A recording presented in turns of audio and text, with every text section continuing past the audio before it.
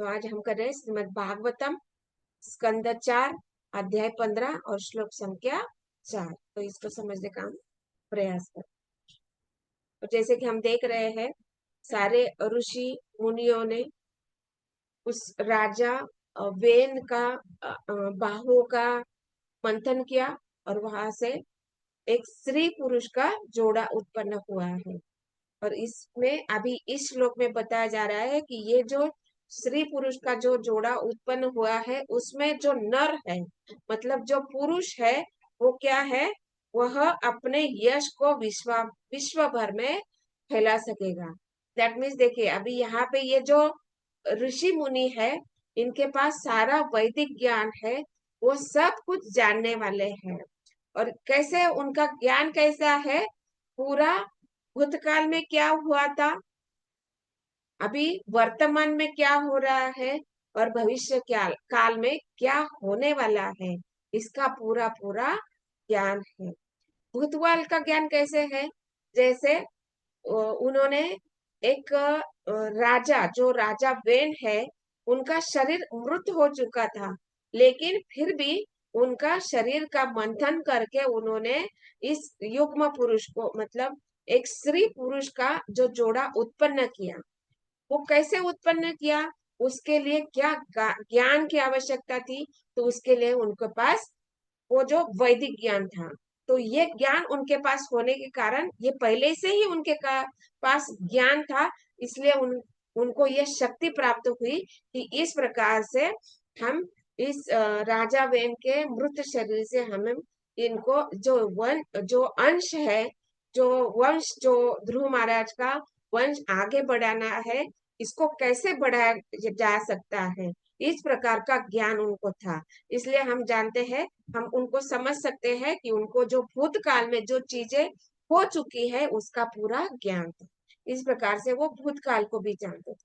और वर्तमान काल में उन्होंने देखा कि कैसे ये राजा वेन, जो बहुत आसानी से, मतलब अपने पिता का चले जाने के बाद जो सिंहासन उसको प्राप्त हुआ, बहुत आसानी से, मतलब उनके लिए उस सिंहासन प्राप्त करने, मतलब राजा का पद प्राप्त करने के लिए उनको कोई भी कष्ट नहीं करना पड़ा, बहुत आसानी से प्राप्त हुआ। और उसके लिए उन्होंने कोई योग अभ्यास भी नहीं की, किसी प्रकार का कर्तव्य भी नहीं निभाया, और उन्होंने कितना अपना अधार्मिक प्रवृत्ति जो है उसको कितना बढ़ावा दिया।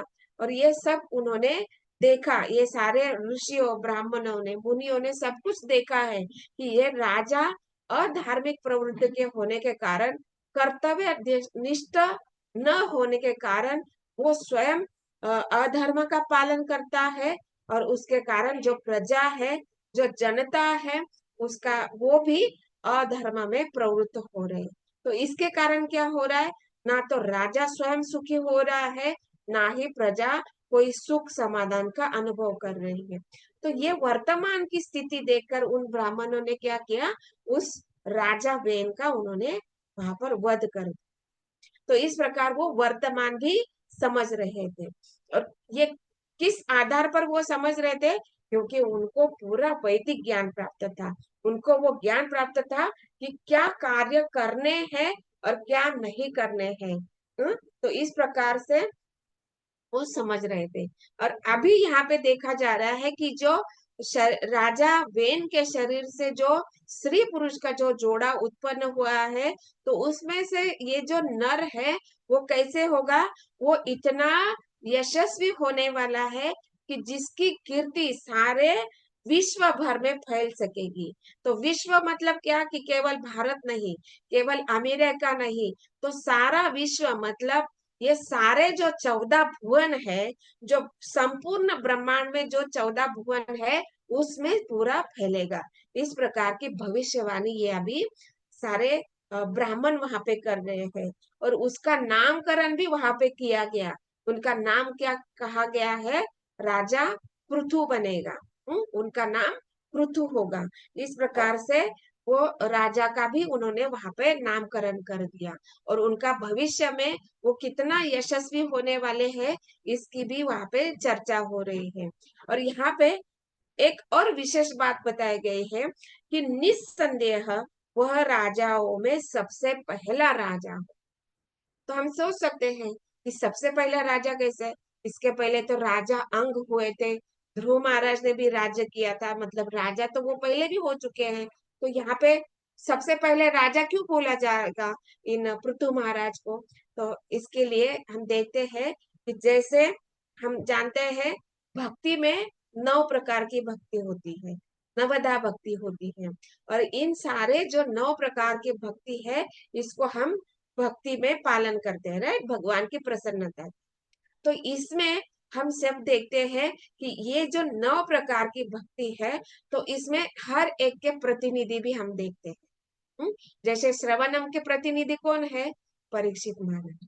कीर्तनम के कौन है, सुखदेव गोस्वामी। सुखदेव गोस्वामी। तो इस प्रकार से अलग अलग जो है। तो इसके बाद आते हैं स्मरणम। तो स्मरणम के लिए प्रहलाद महाराज है। पाद सेवन के लिए है माता लक्ष्मी। और अर्चनम के लिए है पृथु महाराज। और वंदनम के लिए है अक्रूर जी। अक्रूर जी। और दास्यम के लिए है हनुमान जी हनुमान तथा जी। ये भी है साख्यम के लिए अर्जुन है। और आत्मनिवेदन के लिए है बलि महाराज। बलि इस महाराज। प्रकार से हम देखते हैं कि ये जो पृथु महाराज है, इनका विशेष वर्णन आता है अर्चनम के लिए। हाँ, तो इसलिए यहाँ पे बताया जा रहा है कि ये जो पृथु महाराज है, तो ये वही पृथु महाराज है जिनका नवदा भक्ति में प्रतिनिधि के नाम में आता है अर्चनम। तो ऐसे भविष्य, मतलब देखिए अभी अभी जन्म हुआ है, तुरंत ब्राह्मणों ने बोल दिया कि ये राजा कैसे यशस्वी होने वाला है। और इनका यश का कारण क्या है कि वो भगवान की कैसे अर्चनम के द्वारा भक्ति योग को अपनाने वाले हैं। तो जब भगवान की प्रसन्नता के लिए जो भी कार्य किया जाता है, तो भगवान प्रसन्न होते हैं। और भगवान की कृपा से सब कुछ हम अपने जीवन में प्राप्त कर सकते हैं। तो इसी प्रकार जब राजा पृथु आगे चल के जब अर्चनम की विधि अपनाएंगे नवदा भक्ति में से, तो उनका यश निश्चित रूप से बढ़ने वाला है। और इसीलिए यहाँ पे बताया गया है कि वह राजाओं में सबसे पहला राजा होगा। तो इसलिए ये सबसे पहला राजा यहाँ पे इस विशेष टर्म जो है वो यूज की गई है। तो इसलिए राजा पृथु सबसे पहला ऐसा राजा होगा जो भगवान की अर्चनम विधि को अपनाएगा और वहां पे बहुत अच्छे से कार्य करेगा, जो अपना कर्तव्य है वो सब कुछ निभाएगा। और फिर तात्पर्य में श्रील प्रभुपाद बताते हैं कि ये जो राजा पृथु है, जैसे हम लोगों ने देखा ना कि श्लोक संख्या 2 में बताया गया कि ये जो स्त्री पुरुष का जोड़ा उत्पन्न हुआ है, उसमें जो पुरुष है वो क्या है, एक प्रकार से विष्णु तत्व बताया गया है। लेकिन वो साक्षात विष्णु तत्व नहीं बताया गया, तो उनका कला बताया गया। कला मतलब विष्णु तत्व, अंश के अंश। तो अंश के अंश। तो इसलिए यहाँ पे श्रील प्रभुपाद बता रहे हैं कि ये जो राजा पृथु है वो कैसे है, भगवान के अंश अवतार वाले है। और अंश अवतार कैसे होते हैं, जब भगवान में जो शक्ति होती है उनका अंश रूप में वो शक्ति उन प्रतिनिधि में देखी जाती है। तो इसलिए यहाँ पे बताया जा रहा है कि ये जो राजा पृथु है, ये भगवान का अंश अवतार कहा गया है। और उनमें कैसी शक्ति प्राप्त हुई है, तो शासन करने की शक्ति उनको प्राप्त हुई है। तो इसका बात यही बात यहाँ पे श्रील प्रभुपाद इस ट्रांसलेशन में बता रहे हैं लास्ट लाइन में। इसी प्रकार राजा पृथु भगवान की शासन शक्ति के अवतार है। इस प्रकार साधु पुरुषों तथा ऋषियों ने राजा पृथु के भावी कार्यों की भविष्यवाणी कर दी, जो भगवान के अंश अवतार रूप थे। मतलब ये जो राजा पृथु है वो भगवान के ही अंश अवतार है। और भगवान के ही अंश अवतार होने के कारण उनमें वो शासन करने की शक्ति उनको प्राप्त हुई थी। और यह शक्ति कैसे प्राप्त हुई थी, क्योंकि उन्होंने नवदा भक्ति को अपनाया। और कौन सी नवदा भक्ति को अपनाया, अर्चनम की जो विधि है उसको अपनाया है। जैसे हम लोग ने देखा कि कैसे ब्रह्मा जी जो है प्रथम जन्मा जीव है, और उनको समझ में नहीं आया कि क्या करना है, तो इसलिए उनको दो शब्द सुनाई दे, त तथा प। तो उन्होंने ये शब्द सुनकर तप करना शुरू कर दिया। और ये जो ब्रह्मा जी की जो तपस्या है उसको देखकर भगवान प्रसन्न हुए, और उन्होंने क्या किया, पूरा पूरा शक्ति ब्रह्मा जी को प्रदान किया। और कैसी शक्ति प्रदान की, ऐसी विशेष शक्ति शक्ति प्रदान की कि ये सारे ब्रह्मांड की सृष्टि वो कर सके।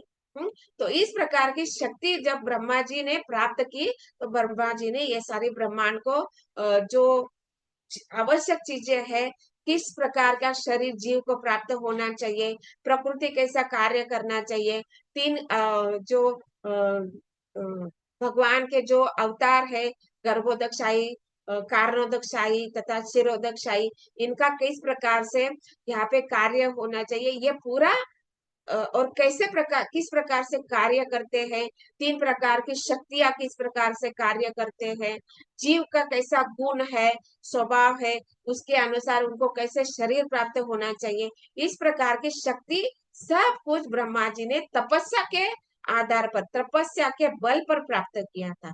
इसी प्रकार ये जो राजा पृथु है, इनका कीर्ति तथा यश ये संपूर्ण ब्रह्मांड में फैलने वाला है।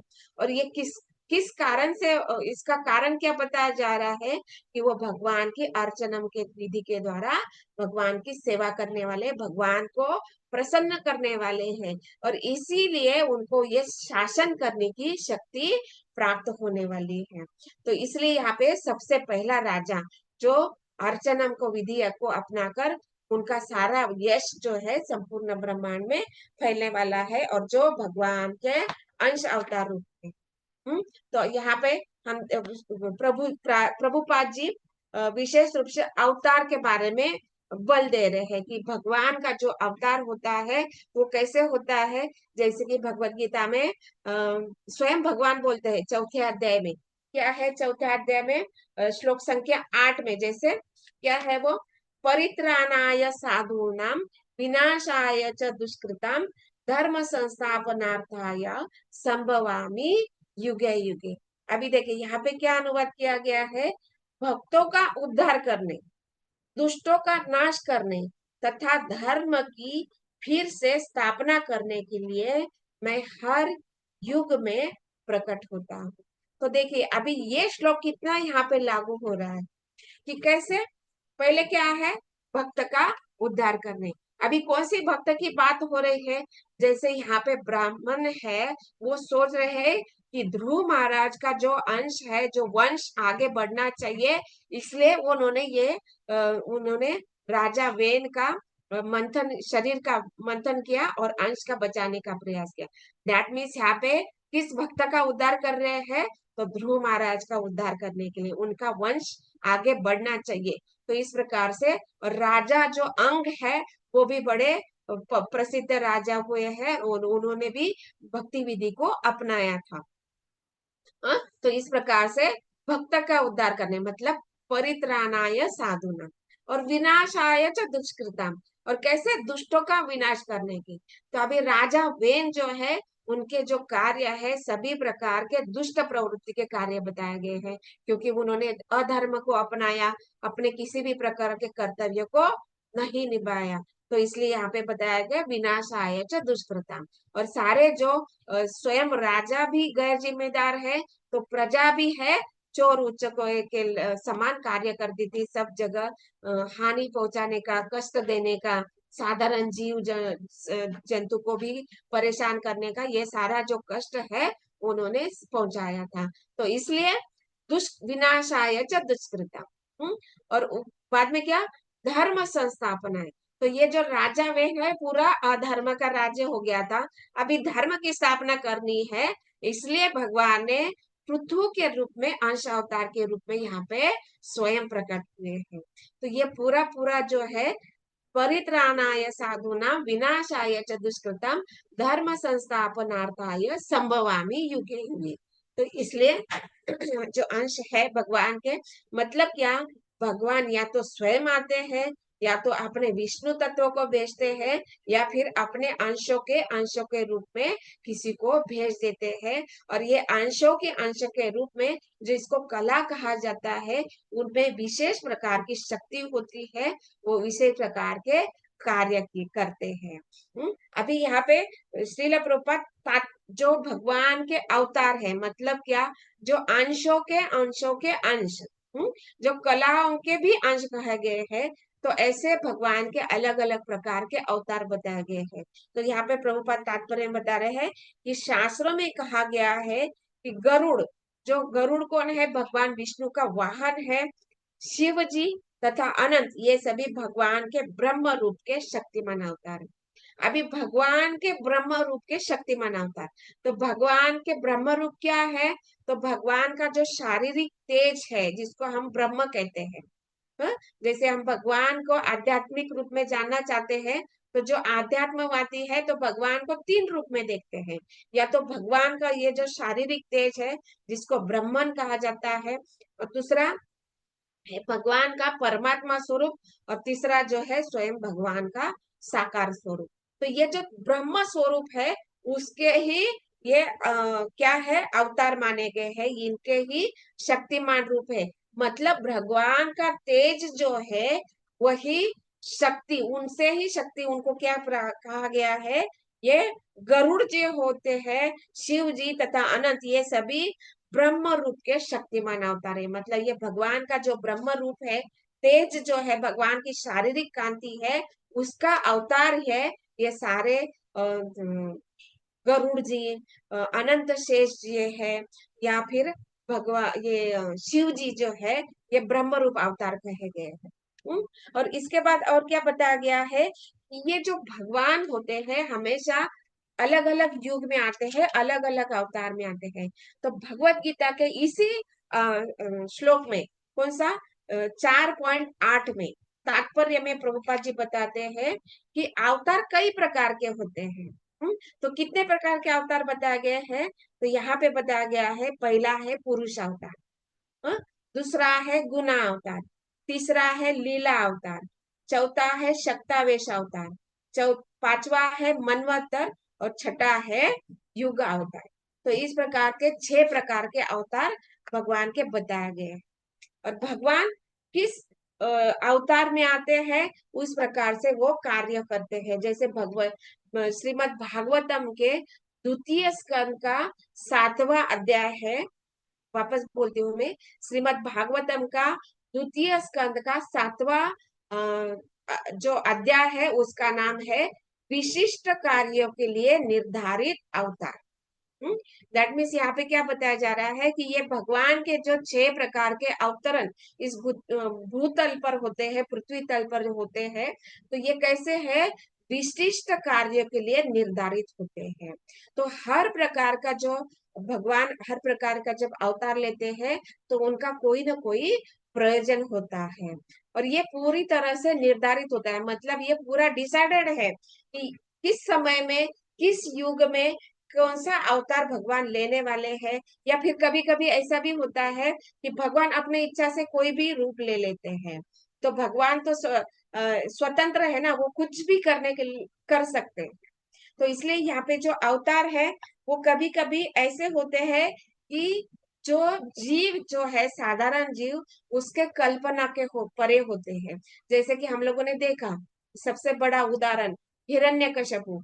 उसने सोचा क्या, कि जो मुझे मारने को आने वाला है, वो कैसा होगा, वो ना तो शरीर, मतलब वो न तो पशु होगा, न ही मनुष्य होगा, न मेरा शस्त्र से मृत्यु होगा, न किसी अस्त्र से मृत्यु होगा, न घर में होगा, न बाहर होगा, न आकाश में होगा, न पृथ्वी में होगा, न किसी संध्या समय में होगा। मतलब कभी दिन में भी नहीं, रात्रि में भी नहीं। तो भगवान ने क्या किया, कैसे, ना तो कोई शस्त्र अस्त्र को नहीं प्रयोग नहीं किया, दिन में भी नहीं हुआ, रात्रि में भी नहीं हुआ, घर में भी नहीं, बाहर भी नहीं, पृथ्वी पर भी नहीं और आकाश में भी नहीं। तो भगवान ने क्या किया, जो घर की दहलीज होती है, हम्म, घर के अंदर भी नहीं और बाहर भी नहीं, तो घर की जो दहलीज होती है उसके ऊपर बैठकर भगवान ने अपने नाखून से उसको, हिरण्यकश्यप को अपनी गोद में लिटाकर उनका नाखून से उनका पेट फाड़कर, हृदय को पेट फाड़कर उनका प्राण को ले लिया। मतलब उनका हिरण्यकश्यप का वध कर दिया।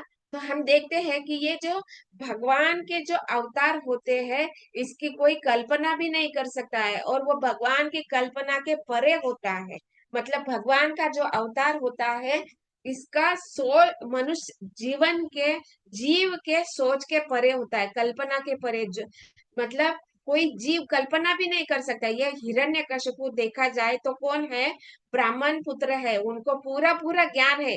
पूरा हम लोगों ने देखा, ये हिरण्यकशिपु को पूरा ज्ञान है। उसका वध होने पर उनकी जो पत्नी है, उनके जो पुत्र है, उनको सांत्वना कौन दे रहे हैं, हिरण्याक्ष, हाँ, सॉरी, हिरण्यक्ष का वध होने पर ये पूरा ज्ञान उन्होंने, हिरण्यकशिपु ने दिया था उनके हिरण्याक्ष के पत्नी तथा पुत्रों को। तो ये पूरा पूरा ज्ञान रखते हैं, लेकिन वहां पे गलती क्या किया कि उन्होंने भगवान को भगवान माना नहीं, अपने आप को भोग करने के लिए इच्छा किया। तो इसलिए उनको ये वध हुआ। तो मतलब जो जीव होता है वो अपने शक्ति के बल पर सोचता है कि ऐसा हो सकता है, वैसा हो सकता है, लेकिन भगवान है तो भगवान है, वो कुछ भी कर सकते हैं। तो इस प्रकार से भगवान ने उसका वध करने के लिए वो इस प्रकार का विशेष अवतार प्राप्त किया। अभी हम देखते हैं कि भगवान के ये जो अवतार है, 6 प्रकार के अवतार है। तो सबसे पहला कौन सा है, पुरुष अवतार। और हम सब जानते हैं भगवान के 3 प्रकार के पुरुष अवतार। किसी को याद है 3 प्रकार के पुरुष अवतार? हाँ, यस माताजी। अनोदक्षाय विष्णु, गर्भोदक्षाय विष्णु, क्षीरोदक्षाय विरोधक। तो ये 3 प्रकार के भगवान के विशेष अवतार है, पुरुष अवतार है। उसके बाद गुण अवतार है, वो भी 3 प्रकार के हैं। ये भी शायद आप लोगों को पता है। Yes ma'am. ब्रह्मा, हम्म, विष्णु और शिवा। तो ब्रह्मा जी हाँ, किस प्रकार के? तो ब्रह्मा जी is रजोगुण, विष्णु सतोगुण एंड शिवा तमोगुण। तमोगुण। तो ये 3 प्रकार के गुण अवतार है। उसके बाद लीला अवतार। तो लीला अवतार में बहुत सारे अवतार है, जैसे वामन अवतार है, ये नरसिंह भगवान है। तो ऐसे लीला अवतार, बहुत सारे अवतार है, लीला अवतार है। उसके बाद मत्स्य आता है, कूर्म, नो, मत्स्य कूर्म वराह, ऑल हाँ ऑफ दैट, नो। हाँ, तो ये श्रीमद् भागवतम के द्वितीय स्कंद के 7वें अध्याय में 24 से ज्यादा अवतारों का वर्णन है। तो आपको टाइम मिलता है तो आपको एक बार उसको देख सकते हैं, रिपीट हो जाएगा, आपको रिवाइज हो जाएगा कि हाँ, भगवान के माता जी हमने ये प्रेजेंटेशन भी किया है क्या है। ये चैप्टर में, हाँ, पूरा तो अवतार आज का। आज आप वापस फॉरवर्ड कर दीजिए ग्रुप, मतलब पॉसिबल है तो कम से कम लिस्ट तो आप भेज सकते हैं कि किस प्रकार के कितने अवतार। हाँ, तो ये कैसे हो गए, ये लीला अवतार है। तो उसमें बाद में आते हैं शक्तावेश अवतार। तो शक्तावेश अवतार में हम सब जानते हैं महर्षि नारद है, वेद व्यास है, और अभी जैसे पृथु महाराज है। तो इनको अलग अलग शक्ति के द्वारा यहाँ पे भेज दिया जाता है। शुकदेव गोस्वामी है, जिसको देखते हैं कि उन्होंने परीक्षित महाराज को जो भागवतम है वो कह के सुनाया, कीर्तन किया। श्रीमद् भागवतम का कीर्तन किया। तो ये हो गए सारे शक्तावेश अवतार। और उसके बाद होता है मनवंतर अवतार। तो मनवंतर अवतार में जैसे कि हम देखते हैं कि ब्रह्मा जी के पूर्ण जीवन काल में 14 मनु आते हैं। तो इन 14 मनुओं को भी मनवंतर अवतार कहा जाता है। तो ये इस प्रकार के मनवंतर अवतार। और लास्ट आता है युग अवतार। तो भगवान हर युग में अलग अलग प्रकार से जन्म, मतलब जन्म नहीं लेते हैं भगवान, भगवान अवतरित होते हैं। जैसे हम जब जानते हैं त्रेता युग, द्वापर युग में कैसे हुए हैं, भगवान स्वयं श्री कृष्ण अवतरित हुए। त्रेता युग में भगवान राम के रूप में आए हैं। और अलग अलग युग में अलग अलग युग अवतार लेते हैं। और इस कलयुग में अभी हम सेलिब्रेट करने जा रहे हैं भगवान का विशेष युग अवतार। कौन सा है? 14 तारीख को हम श्री भगवान चैतन्य महाप्रभु का, जो भगवान गौरांग के रूप में हम उनको मानते हैं, और उनका विशेष अवतरण इस कलयुग में हुआ है, जिसको हम अभी सेलिब्रेट करने जा रहे हैं। तो ये भगवान का युग अवतार कहेंगे। तो इस प्रकार से भगवान के अलग अलग अवतार है, और उनका अवतरण का एक विशेष कार्य होता है, प्रयोजन होता है। और इस कलयुग में भगवान चैतन्य महाप्रभु का विशेष प्रयोजन क्या है? किसको याद है? आप लोगों ने भाई कृष्ण प्रेम और संकीर्तन मूवमेंट, ये दोनों करने के लिए। यस, हरि नाम संकीर्तन। हरि नाम संकीर्तन। तो ये भगवान विशेष रूप से इस कलयुग में अवतरित हुए हैं। ये जो कलयुग के जो जीव है, ना तो ध्यान योग कर सकते हैं, ना तो ज्ञान योग कर सकते हैं, किसी प्रकार का ये जो अलग अलग तपस्या, जैसे ब्रह्मा जी ने तपस्या की है, ऐसी तपस्या, दृढ़ तपस्या करना जीवों के लिए बहुत कठिन है। तो ये कलयुग के जीव कैसे है? मंद है, हतभागी है, उनके पास ना तो कोई शारीरिक शक्ति है, ना तो मानसिक बल है, ना ही किसी प्रकार की कठिन तपस्या कर सकते हैं। तो इसलिए कलयुग के जीव का उद्धार कैसे होगा? तो इनके लिए स्वयं भगवान आकर ये हरि नाम का संकीर्तन आंदोलन हमें स्वयं चैतन्य महाप्रभु ने दिया है। और केवल इस कलयुग में एक विशेष गुण हमें प्राप्त हुआ है, भगवान के द्वारा विशेष कृपा आशीर्वाद प्राप्त हुआ है, कि केवल हरि नाम करने से हम भगवान को प्राप्त कर सकते हैं। और इस प्रकार का ये युग अवतार स्वयं चैतन्य महाप्रभु हमें आकर ये हरि नाम बोलो केर प्रेम धन हरि नाम संकीर्तन, और इस हरि नाम के द्वारा हम भगवान को प्राप्त कर सकते हैं। जैसे पृथु महाराज अर्चना विधि को अपनाकर शासन शक्ति के द्वारा भगवान को प्रसन्न करने वाले हैं। तो इस प्रकार की ये जो पृथु महाराज है, इनका यश संपूर्ण ब्रह्मांड में फैलने वाले की भविष्यवाणी ये ब्राह्मण भी कर रहे हैं। और वो कैसे अर्चनम को विधि को अपनाकर शासन कितना अच्छे से करने वाले हैं, इस प्रकार का भविष्य भी वो बता रहे हैं। और इस प्रकार से यहाँ पे बताया जा रहा है कि ये जो पृथु महाराज है, ये बहुत विशेष राजा बनने वाले हैं, इसलिए उनका पहला राजा इस प्रकार सा वहां पे वर्णन किया गया है। तो यही बात यहाँ पे श्रील प्रभुपाद बता रहे हैं।